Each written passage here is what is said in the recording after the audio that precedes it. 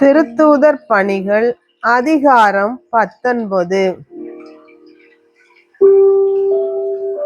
Apollo கொரிந்தில் இருந்தபோது பவுல் மலைப்பாங்கான பகுதி வழியாக எபேசு வந்தார். அங்கு அவர் சில சீடர்களை கண்டு அவர்களை நோக்கி, நீங்கள் நம்பிக்கை கொண்டபோது தூய ஆவியால் ஆட்கொள்ளப்பட்டீர்களா என்று கேட்டார்.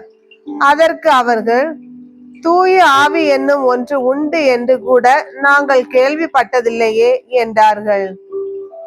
அவ்வாறெனில் நீங்கள் எந்த திருமுழுக்கை பெற்றீர்கள் என பவுல் கேட்க, அவர்கள், நாங்கள் யோவான் கொடுத்த திருமுழுக்கை பெற்றோம் என்றார்கள்.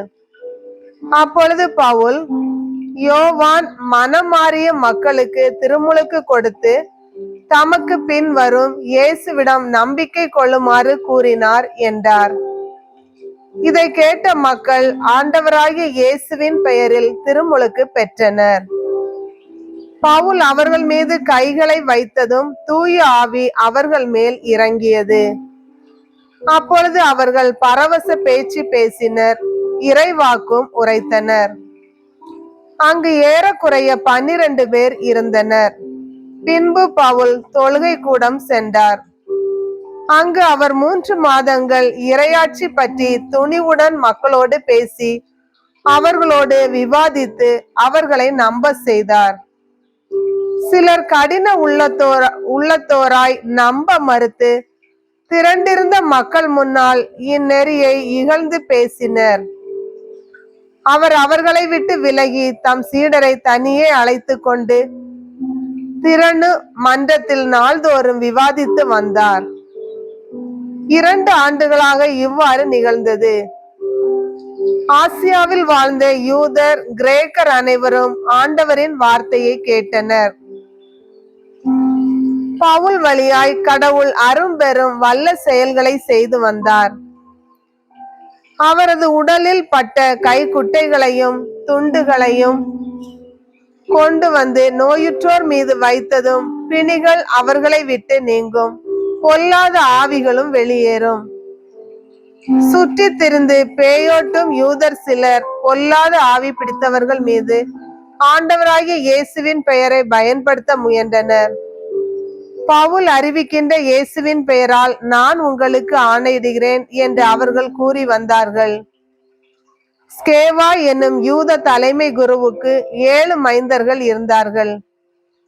அவர்கள் இவ்வாறு கூறிய போது பொல்லாத ஆவி அவர்களிடம் மறுமொழியாக, இயேசுவை எனக்கு தெரியும், பவுலையும் எனக்கு தெரியும், ஆனால் நீங்கள் யார் என்று கேட்டது.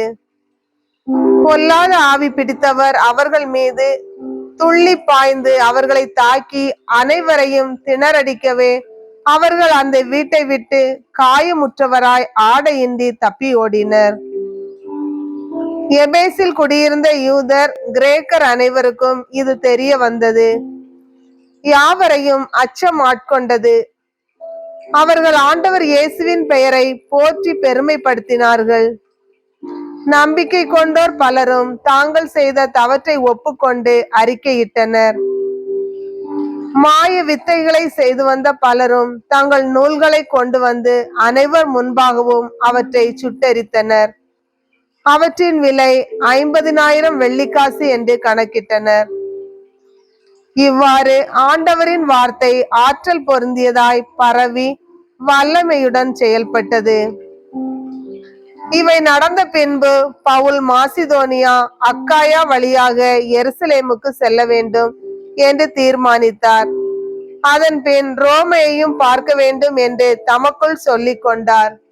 எனவே தம் தொண்டர்களுள் திமோத்தேயு, எரஸ்து என்னும் இருவரையும் மாசிதோனியாவுக்கு அனுப்பிவிட்டு அவர் ஆசியாவில் சிறிது காலம் தங்கினார். அக்காலத்தில் கிறிஸ்தவ நெறியை குறித்து எபேசில் பெருங்கலகம் ஏற்பட்டது. தெமேத்திரியு என்னும் பெயருடைய தட்டான் ஒருவர் அங்கே இருந்தார். அவர் அர்த்தமி கோவிலின் வடிவத்தை வெள்ளியில் செய்வித்து அதனால் கைவினைஞர்களுக்கு மிகுந்த வருவாய் கிடைக்க செய்தார். இதே தொழில் செய்யும் அனைவரையும் அவர் ஒருங்கிணைத்து தோழர்களே, இந்த தொழில் நமக்கு நல்ல வருவாயை தருகிறது என்பது உங்களுக்கு தெரியும். எபேசில் மட்டுமின்றி ஏறக்குறைய ஆசியா முழுவதிலுமே மனித கையால் செய்யப்பட்டவை தெய்வங்கள் அல்ல என்று தவறாக கூறி திரளான மக்களை இந்த பவுல் நம்ப செய்து வருகிறார் என்பதை நீங்கள் கேட்கவில்லையா, பார்க்கவில்லையா? இது நமக்கு ஆபத்து விளைவிக்கும். நாம் தொழிலும் மதிப்பற்று போகும். அதோடு தேவதையான அர்த்தமியின் கோவில் கூட தன் பெயரை இழந்துவிடும். அது மட்டுமின்றி ஆசியா முழுவதும், ஏன் உலகம் முழுவதுமே வழிபடுகின்ற நம் தேவதையின் மாண்பு மங்கி போகுமே என்றார். இதை கேட்டவர்கள் சீற்றம் நிறைந்தவர்களாய் எபேசின் அர்த்தமி வாழ்க என்று குரல் எழுப்பினார்கள். நகர் முழுவதும் குழப்பம் ஏற்பட்டது.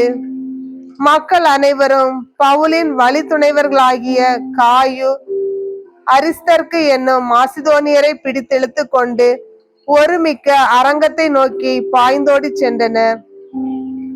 பவுல் மக்கள் கூட்டத்துக்குள் செல்ல விரும்பியும் சீடர்கள் அவரை போக விடவில்லை. அவருக்கு நண்பராய் இருந்த ஆசிய ஆட்சியாளருள் சிலர் அவரிடம் ஆள் அனுப்பி அரங்கத்திற்குள் செல்ல துணிய வேண்டாம் என கேட்டுக்கொண்டனர். சபையில் குழப்பம் ஏற்பட்டிருந்ததால் சிலர் இப்படியும் சிலர் அப்படியுமாக கத்தி கொண்டிருந்தனர். எதற்காக கூடி வந்திருக்கிறோம் என்றே பலருக்கு தெரியவில்லை. கூடியிருந்தவர்கள் அலெக்சாந்தரிடம் இது பற்றி பேசினர். யூதர்கள் அவரை முன்னுக்கு தள்ள அலெக்சாந்தர் கையால் சைகை காட்டி மக்களிடம் நிலைமையை விளக்க விரும்பினார். அவர் ஒரு யூதர் என்பதை அறிந்து மக்கள் அனைவரும் ஒரே குரலில் 2 மணி நேரம் எபேசின் அர்த்தமி வாழ்க என கத்தினர். நகர ஆணையர் மக்கள் கூட்டத்தினரை அமைதிப்படுத்தி, எபேசியரே, பெருந்தேவதையான அர்த்தமியின் கோவிலும் வானிலிருந்து விழுந்த அதன் சிலையும் எபேசு நகரில்தான் பாதுகாப்பாக இருக்கிறது என்பதை அறியாதோர் யார்? இதை எவரும் மறுக்க முடியாது. எனவே நீங்கள் அமைதியாய் இருக்க வேண்டும். கண்மூடித்தனமாய் எதையும் செய்து விடாதீர்கள். ஏனென்றால் நீங்கள் இழுத்து வந்திருக்கும் இவர்கள் கோவில் கொள்ளைக்காரர்களோ நம்முடைய தேவதையை பழித்துரைப்பவர்களோ அல்ல. எனவே தெமேத்திரியுக்கும் அவரோடுள்ள கைவினைஞர்களுக்கும் யார் மீதாவது வழக்கு உண்டானால் அவர்கள் நீதிமன்றம் கூடும் நாள்களில் ஆட்சியாளர்களிடம் அவர்களை அழைத்து சென்று அவர்களை பற்றி முறையிடட்டும். இதற்கு மேல் ஏதாவது நீங்கள் கேட்க விரும்பினால் சட்டத்தின் அடிப்படையில் கூடுகின்ற சபையில் அதற்கான விளக்கம் பெறலாம். இன்று நடந்ததை பார்த்தால் இக்கலகத்தை நாம் செய்ததாக நம் மீது குற்றம் சுமத்தப்படும் ஆபத்து உள்ளது. மேலும் இந்த கலகத்துக்கு காரணம் எதுவும் இல்லை, காரணம் காட்டவும் நம்மால் முடியாது என்று கூறி சபையை கலைத்து விட்டார். ஆண்டவரின் அருள்வாக்கு.